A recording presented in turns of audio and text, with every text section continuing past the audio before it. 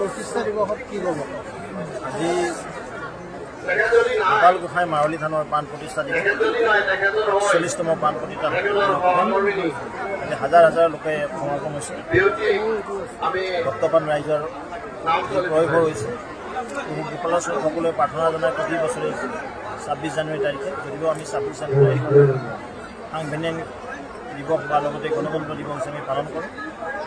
বৃহত্তৰ টুক চিৰুৱাৰী আহিলে উত্তৰংগীয়াবাসী ৰাইজে, পানমুৰীবাসী আৰু বৌদ্ধগড়বাসী ৰাইজে এই তিথিটো তেতিয়াৰ পৰা আজি প্ৰায় দশক 4 দশক আগতে এই পবিত্ৰ স্থানত গৰখীয়া প্ৰভুক সেৱা কৰাৰ নিমিত্তে নিয়ম-নিষ্ঠান ভাগি আৰম্ভ কৰি তেতিয়াৰ পৰা প্ৰাণ প্ৰতিষ্ঠা দিৱস হৈছে পালন কৰি আহি আজি 41তম বৰ্ষত ভৰি দিলে।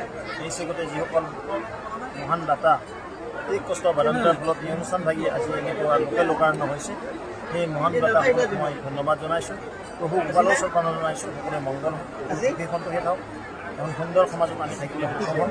কিছু মুহূৰ্তৰ পিছতে আমাৰ নাগৰা নাম ইয়াত উপস্থাপন কৰা হ'ব। ইতিমধ্যে আমাৰ নাগৰা নামৰ মহিৰূপ অতিজহা শিল্পী পৰমশ্ৰদ্ধেয় আমাৰ ৰামচন্দ্ৰ ভঁৰালী ডাঙৰীয়া ইয়াত উপস্থিত আছে। লগতে কেইবাটাও সন্মানীয় নাগৰা নামৰ দলে ইয়াত নাগৰা নাম নিশ্চিতভাৱে ভক্তিৰসত নামেৰে মুখৰিত হৈ পৰিব, আজি মই কামনা কৰিম।